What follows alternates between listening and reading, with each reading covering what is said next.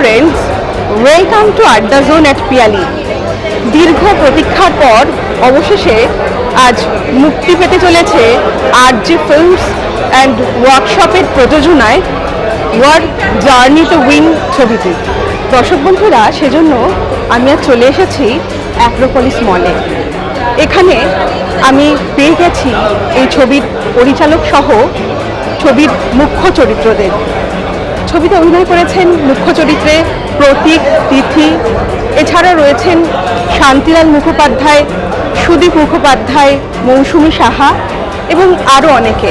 তো দর্শক বন্ধুরা, এবার চলুন তাদের সাথে কথা বলে নেওয়া যাক। তারা ছবি সম্পর্কে কি বলছে শুনে নেব।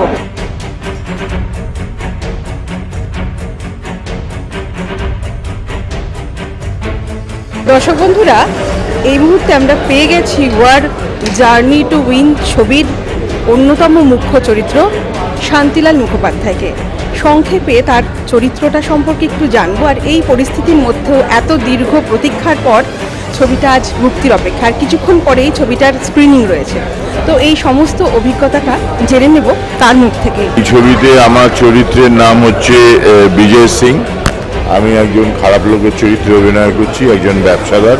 তার নানান রকম খারাপ, মানে কি বলবো, যেটা সোজা কথায় বলে 2 নম্বরই ব্যবসা আছে, এবং সেই নিয়ে প্রশাসনের সঙ্গে লড়াই, এবং সেই নিয়েই এই ছবির সমস্ত সমস্যা। এটা হচ্ছে আমার চরিত্র। আর এই ছবিটা সত্যি আমাদের রিলিজ হওয়ার কথা ছিল গত বছর এপ্রিলে, কিন্তু প্যান্ডেমিকে লকডাউন হয়ে যাওয়ার ফলে আমাদের কোনো রিলিজ হয়নি। এই প্রায় 1 বছর বাদে রিলিজ হচ্ছে। তো আমরা এক্সপেক্ট করব, যদিও এখনও দর্শক সেভাবে হয়তো হলমুখী হচ্ছেন না, তবু আমরা এক্সপেক্ট করব, আমরা আবেদন করব মানুষের কাছে যে আমরা মোটামুটি সবাই মিলে একটা নর্মাল লাইফের দিকে এগোচ্ছি।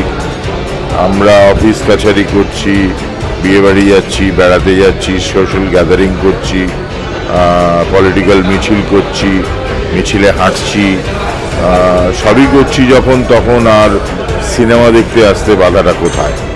সো আমার আবেদন, আপনারাও আসুন, ছবিটা দেখুন, তারপরে ভালো মন্দ বিচার করুন।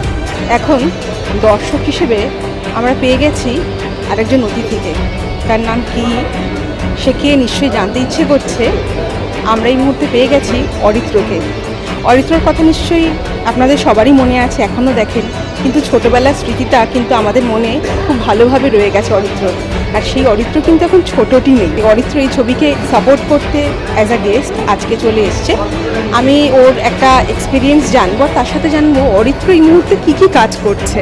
ওয়ার একটি বাংলা ছবি, নতুন ছবি, সেটি রিলিজ করেছে। কারণ করোনা পরবর্তীকালে সিনেমার যা অবস্থা, কারণ আমাদের তো অভ্যেসটা পাল্টে গিয়েছে। আমরা হলে গিয়ে ছবি দেখতে আর আমাদের ইচ্ছেও করে না একরকমের, তার কারণ আমরা মানসিকভাবে অনেকটা অলস হয়ে পড়েছি যে আবার যেতে হবে, আবার কষ্ট করে গাড়ি চালিয়ে ওলা উবের করে যেতে হবে, এটা ভেবেও একটা আমাদের একটা কীরকম একটা শিউরে উঠি আমরা। তো আমার যেটা মনে হয় যে ওটিটি তো নিশ্চয়ই ফিউচার, এটাকে কোনোভাবে আটকানো যাবে না, কোনো প্রশ্নই ওঠে না ডিজিটালকে আটকানোর। কিন্তু সেখানে কিছু অসুবিধেও তো আছে, তার কারণ সিনেমা হল তো সেটা একটা ইন্ডাস্ট্রি, সেখানে বহু মানুষ জড়িত, বিভিন্ন ডিপার্টমেন্টের নানা লোক সেখানে জড়িত। শুধু যে প্রজেকশনিস্ট রয়েছেন তা নয়, সেখানে সাবসিডাইজড আরও কিছু ছোটো ছোটো কোম্পানি, খাবারের দোকান, কোল্ড ড্রিঙ্কের দোকান, এইগুলোকে মিলিয়েও একটা যে সাপ্লাই চেন তৈরি হয়, একটা বিজনেস চেন তৈরি হয়, সেটা ভীষণ জরুরি। ফলে সিনেমা হল একেবারে বন্ধ হয়ে যাক, এটা কখনোই কাম্য নয়। আর ওটিটিতে আমার যেটা ব্যক্তিগতভাবে সমস্যা বলে মনে হয়, সেটা হচ্ছে অ্যাকচুয়ালি গল্প কথক যা বলতে চান সেটা ডিজিটালি, যেহেতু বিভিন্ন ডিভাইসে বিভিন্ন রকমভাবে সেটাকে দেখতে এবং শুনতে লাগে, তাই আসলে একজন পরিচালক বা একজন গল্পকার সেটা যেভাবে বলতে চান সেটা ডিজিটালি বলা সম্ভব নয়। যেমন ফর এক্সাম্পল, আমি এরকম অনেককে দেখেছি, একটু স্লো পেসে সিনেমা হলে কোনো ইউজার, কোনো ইউটিউবেই দেখছেন ছবিটা তিনি 1.25x স্পিডে দেখছেন। অতএব মানে গোটা ছবিটার যা গল্পের গতিবেগ সেটা তিনি 0.25 গুণ বেশি স্পিডে দেখছেন। এতে গল্পকথক হয়তো সেই স্পিডে বলতে চান না।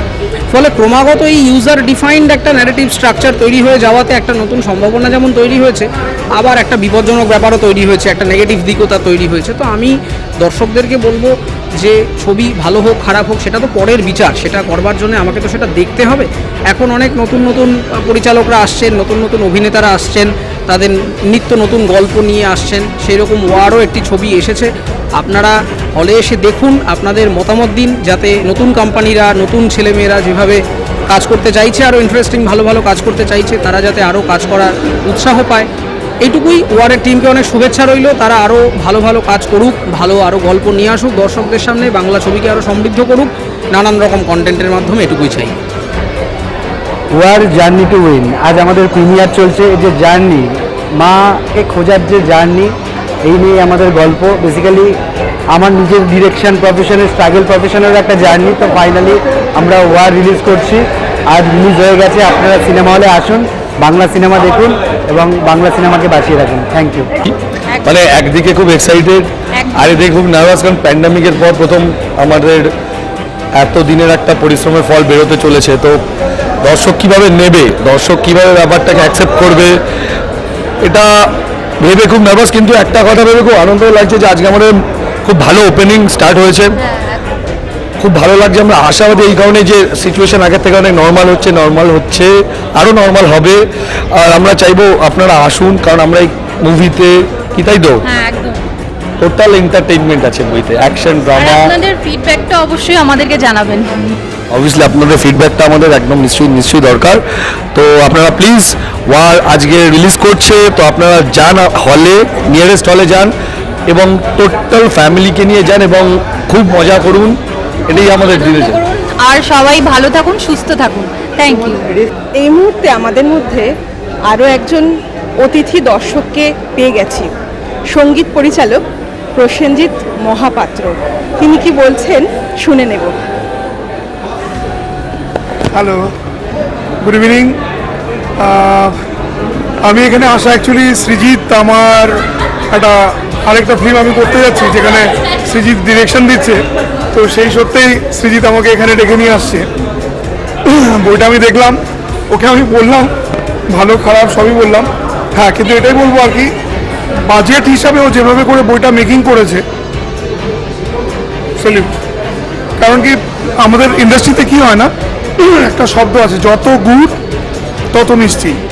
মানে আপনি যত ইনভেস্টমেন্টটা ঠিকঠাকভাবে করবেন, আর্টিস্ট ঠিকঠাকভাবে নেবেন, মানে সেখানেই সব ডিপেন্ড হয়ে যায় আর কি। ফলে কী হয়, ইমপ্রুভমেন্টটা এমনি বেড়ে যায়। ডিরেকশন ও যা দেবে, ওর যারা অ্যাক্টিং করবে, তাদের অটোমেটিক ডেভেলপমেন্টটা চলে আসে।